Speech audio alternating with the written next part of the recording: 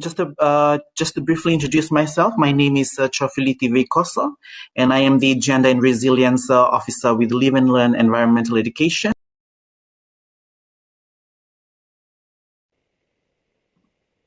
Discussion around inclusion. Inclusion being one of the biggest aspects of in achieving the goals rather of the framework of resilience development in the Pacific. I'd like to welcome all those who have just joined in from the Pacific around the region. I can see from the attendees, there's a good number of representatives from organizations doing around the areas of inclusion. Before we start, I think I will just to bring us back into the conversation that we had earlier, and I guess this was very much emphasized by Mayron in her discussion around inclusion within building a resilient Pacific, which needs our communities to work together and is a communal effort. Just to guide us for a discussion over here, I'm just going to put up a few questions for us, which will guide the conversation that we are going to be having on the inclusion around gender, including people of diverse SOGIESC, disability, children, youth, and locally resilient, especially in the system of on COVID-19. So who we really are, we really want to hear from if there's any questions or anyone who wants to share any sort of work that they are already doing in the areas of inclusion. And I guess there's other people who are, who'd want to hear and see some of the work that you're doing around the work around inclusion, and especially in the areas of best practices, in the areas around DRR and climate change. Mayron, do you want to say a few things from your end?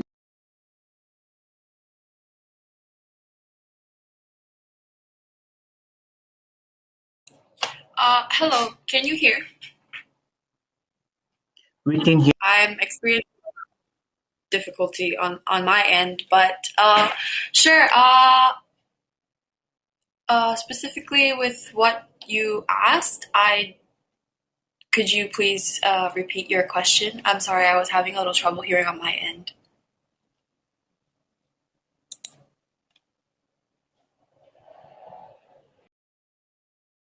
Okay, Mayron, the question was in terms of just some of from your experience, especially in the areas around inclusion. You spoke a lot about, in building a resilient Pacific, we'll need our communities to work together, and it's a communal effort in itself. So just wanted to, do you want to share a bit as in your experience? Where are we now, especially in the areas of inclusion of gender, people of diverse SOGIESC, youth and children, especially in achieving a resilient system in the Pacific? Okay, thank you. I could share a project that we conducted here in Pohnpei under Youth for Change. It was a couple years ago that we had a community environmental cleanup. It does not really go well with inclusion on decision making at a national or community level, but for me it worked. It works as inclusion because the planning of the whole project, where we were supposed to go to a community site, a site that belongs to the entire municipal, because we went to a municipal and we gathered together. It wasn't just youth, but we had representatives from other organizations as well. We had people from different backgrounds, different age groups, and we all came together to help. That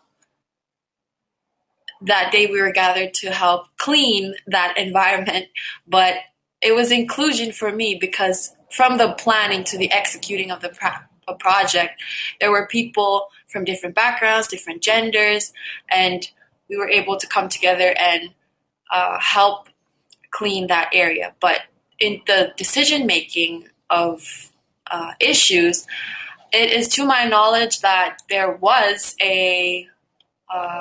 what was it, a 3-day forum which was organized by UNDP and different departments of environment here in the FSM. It's to my knowledge that the Pacific Community, SPC, and other divisions hosted that three-day forum, which focused on the issue of gender equality and social inclusion, critical components in disaster risk reduction and climate change in the FSM, and again, people from different backgrounds, age groups participated in that and came up with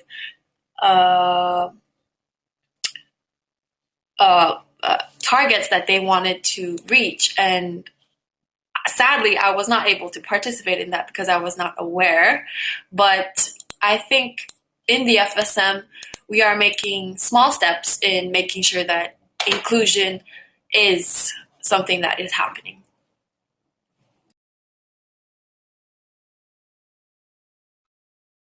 Thank you, Mary.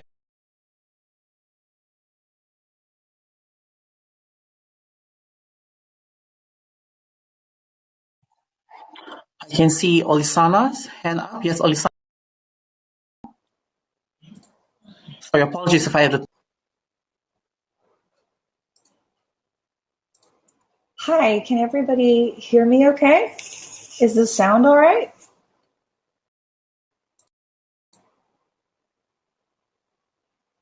Hello?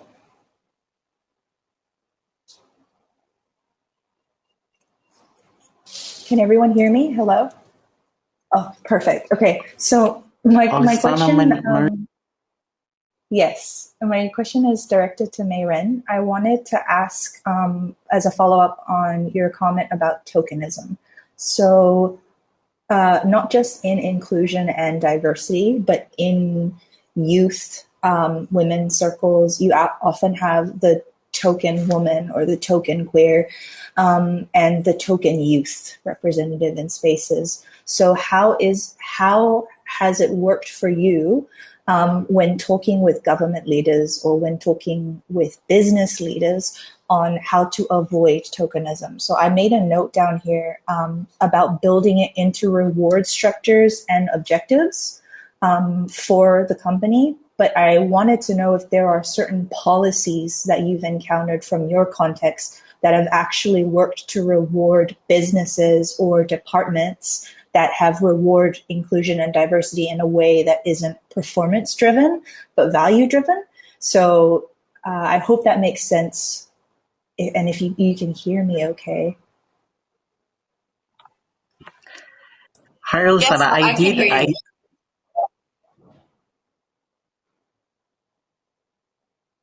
You can.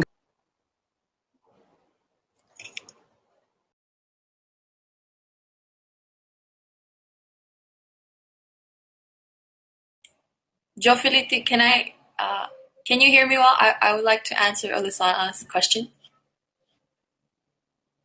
Yes, you can, Mayren. Go ahead. I'm just going to go ahead and answer. Olisana, your question was asking how I've responded to, or I'm sorry, the existence of tokenism and how we've approached it.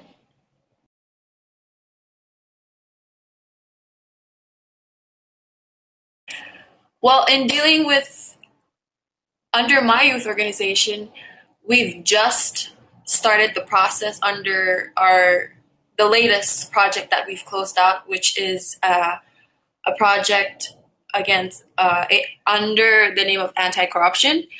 We've just closed out this project last week. We had the opportunity to conduct surveys in all levels of the government.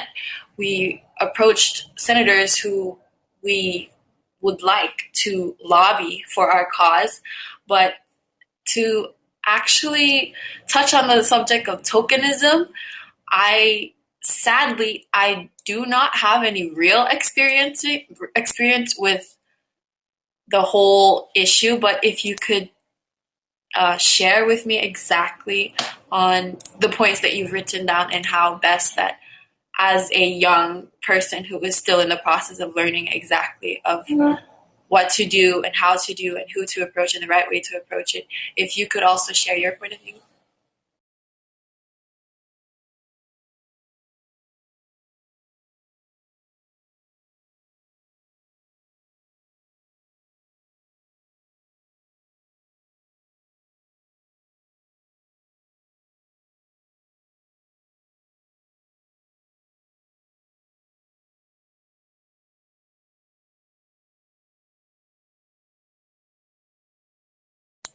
I can't. Are we experiencing technical difficulties? Olasana just went off screen and she was muted. Ah, I see.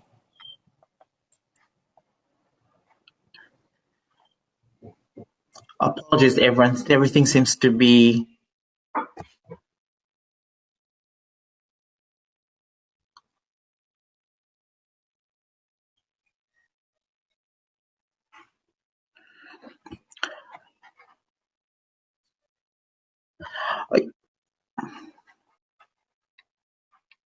Can people just please indicate, like, Michael, the next person wants to speak a question?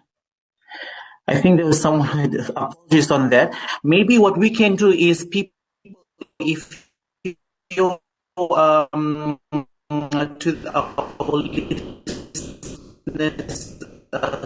to the participants, if you want to ask any questions, you can maybe post it on the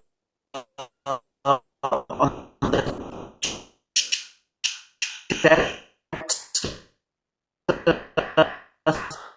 thread that we have, and then okay, we have look here, and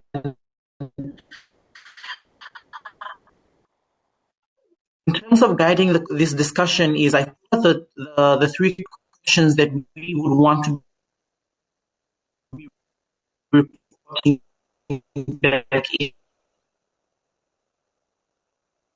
in the main arena.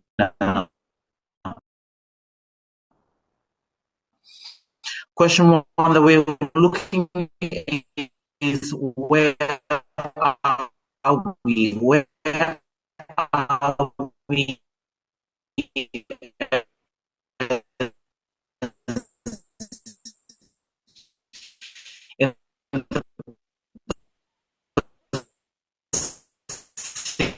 in the areas of the work that we do? Where are we in terms of the work that we have? Where are we up to, especially in the achievement of inclusion?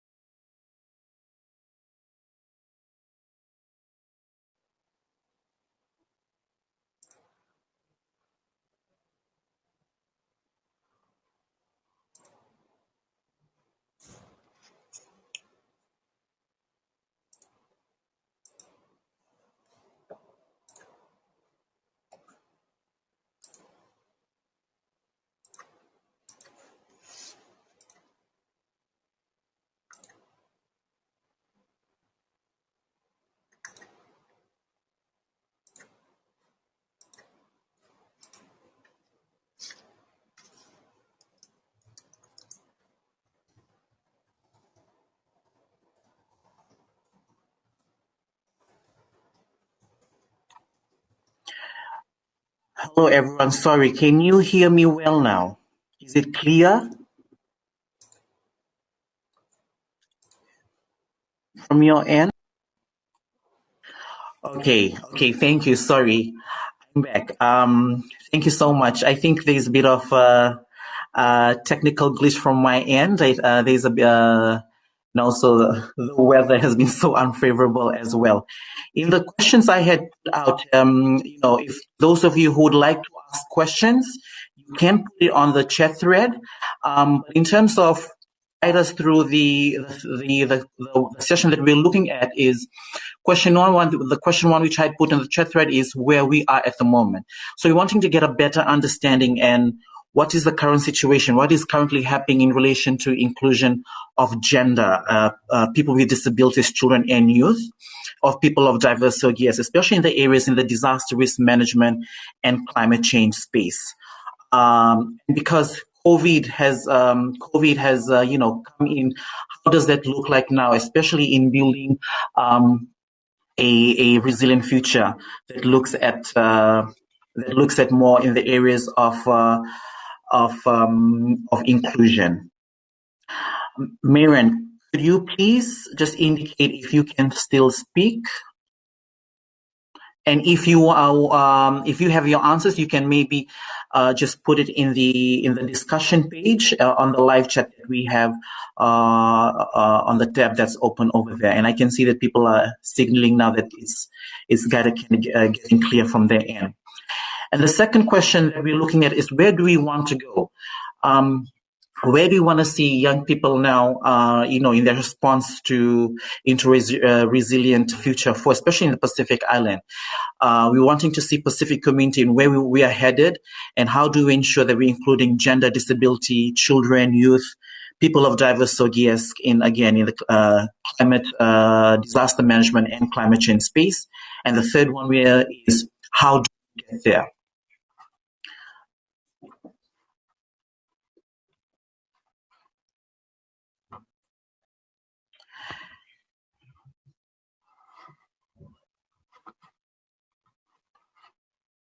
If anyone who wants to say something, you are most welcome to raise your hand as well, just to indicate, just to help us guide in this in the discussion on inclusion. And I do understand we just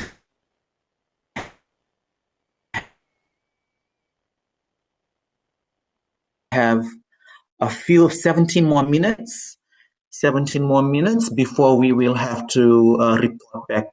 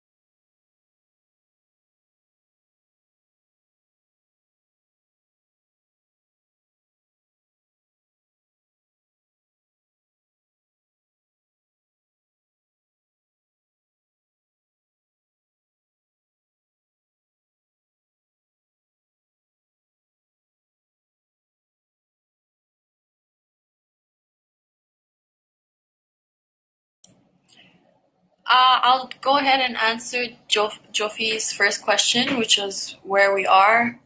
Sorry, I had a hard time hearing his questions, but just to move on, his question was, if I'm sure I caught it right, asking young people based on their understanding and what they know of the current situation in the inclusion of gender, disability and youth, LGBTIQ, in the disaster risk management and climate change space.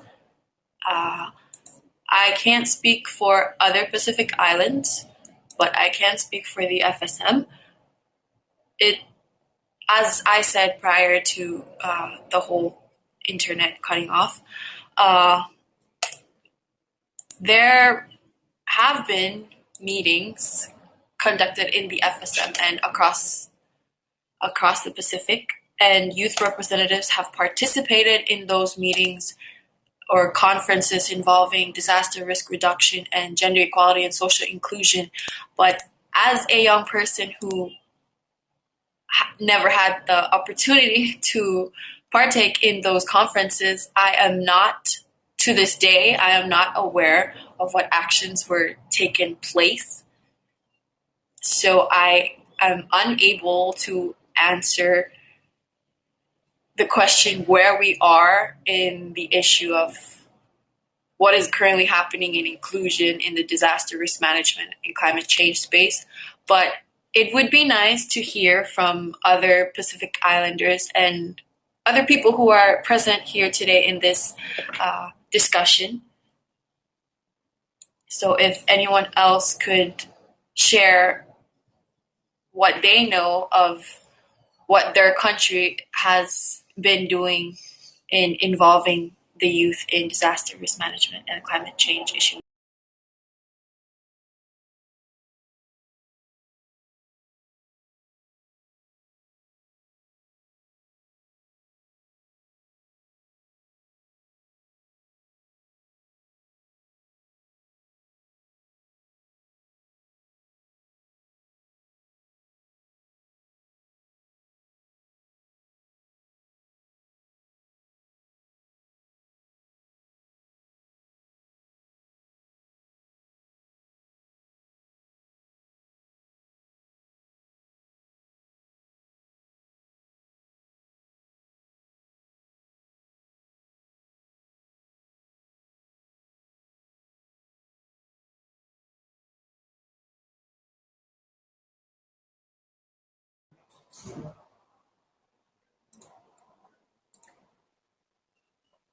Goodness. Can you hear me?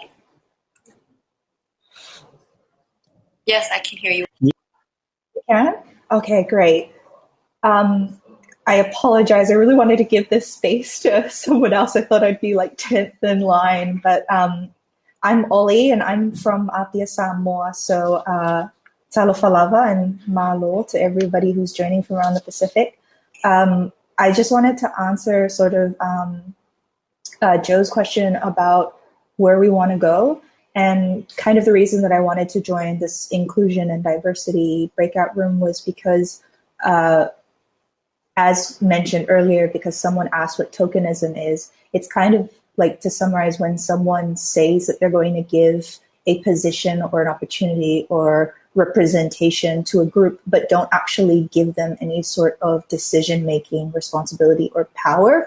And so you say that you're youth forward or you're women, you have a lot of women in your organization, but are they actually involved in sort of driving decisions? And so I'm from a private sector background, and the question that I asked to Mayren earlier was directed at like practical ways and solutions in which we can build anti-tokenism into sort of the framework of a business or, you know, in the public sector. So I have friends and family member that are neurodiverse. So what that means is I have friends and family that are on the autism spectrum, that have ADHD, ADD.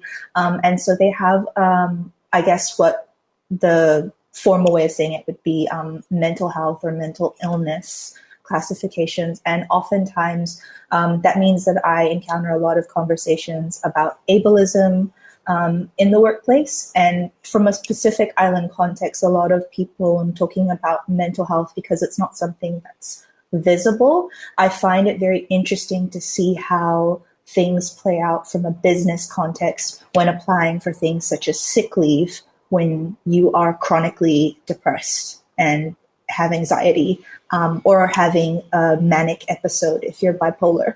And so these are conversations that are very new in my country. I don't know, I cannot speak about everybody else, but I wanted to talk about for us as a inclusion panel, whether we could have more opportunities to build kind of reward structures into the private sector and public sector that rewards behaviors by companies or by departments or organizations to actually include people who are neurodiverse, who are youth, who are women, who are queer into their decision making. Because I feel that a lot of these like kind of check in the boxes are happening at the lower level of the organization, but it would be really great to see these marginalized groups in positions of leadership, and how can we make that happen and build it in. So that's sort of just what I wanted to contribute for the inclusion panel. Handing the mic back over to you, Joe and Mayren. Thank you.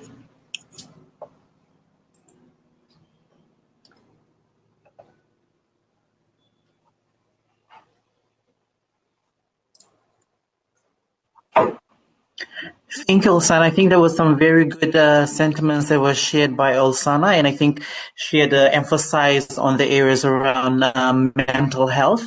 And yes, it was one of the biggest thematic areas that was brought up, especially in the areas around inclusion at the 2019 Pre-Youth Forum. And I think there's some very important notes. It was also shared by Ulsana was around anti-tokenism, that it's not just about tick on the box, just to, we're just trying to impress funders or trying to impress, the project cycle, that this is how it is. But I think more action-based is something that Ulsana was around. Anyone else who wants to share? I think there's another hand that's up. Caroline?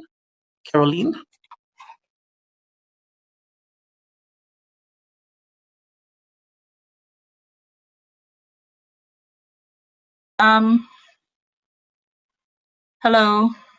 Can someone just indicate if you can hear me, because I don't know if yes, Caroline, you can heard. Okay, cool.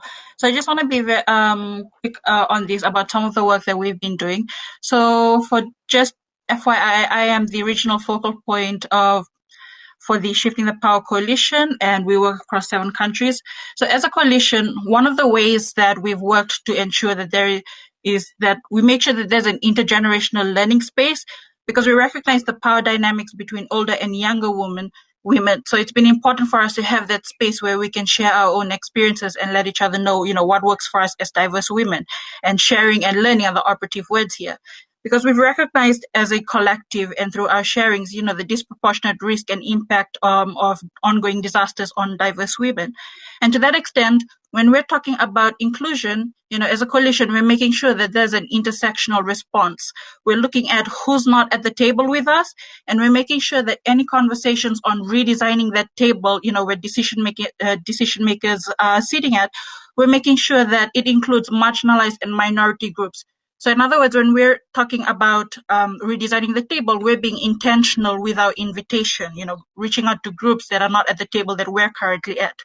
We're also making sure that at these spaces, that these diverse groups are speaking their own experience instead of those of us with power and privilege speaking over them, because that's been known to happen in multiple humanitarian spaces.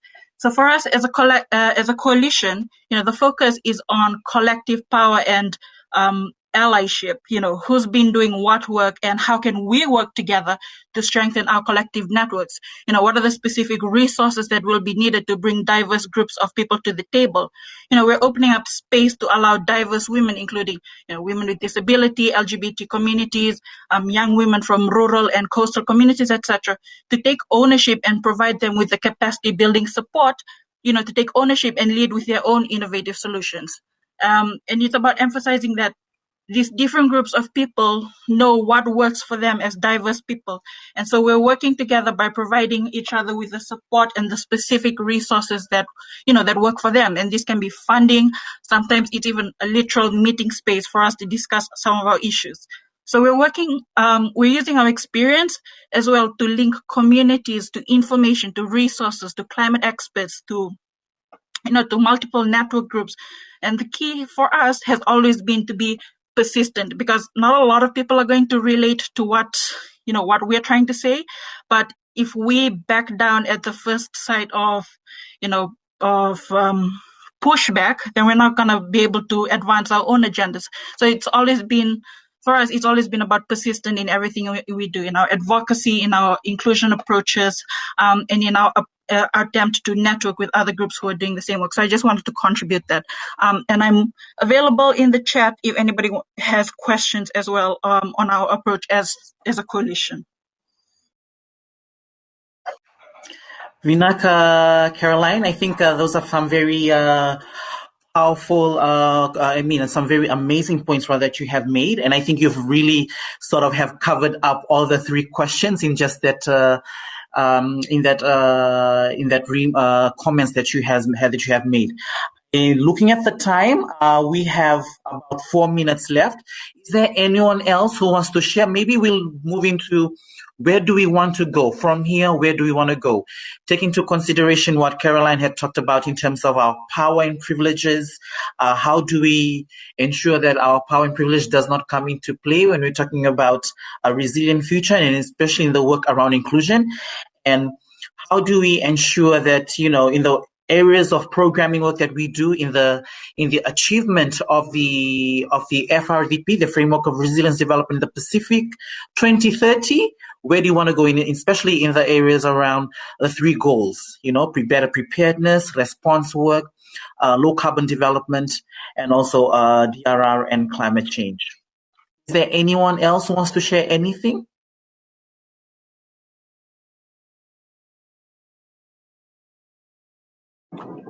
We have about 3 minutes left.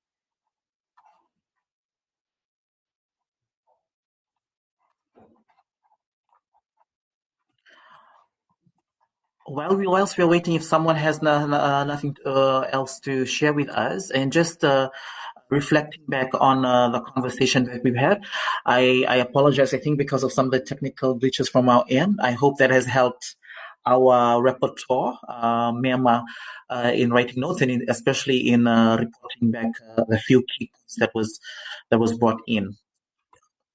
Is there anyone else who wants to share anything before we have about 2 minutes left before we all report back to the main arena?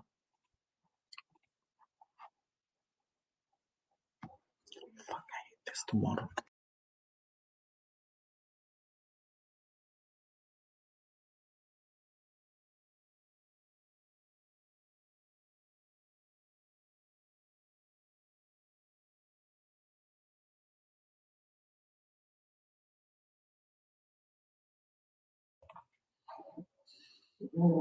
I guess if there's no other comments, I can see people are starting to maybe head back to the main arena. I just want to take this time to thank you all. Apologies again from my end because of a few technical glitches and a few unfavorable weather conditions. We were unable to. I had a bit of hiccups from my end.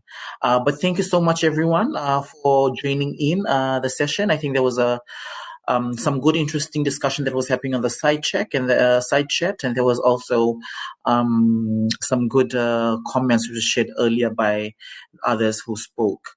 I'm just going to leave if everyone who wants to join in. We do have less than a minute now. If there's anything anyone else wants to share. Other than that, we'll see you all in the main arena.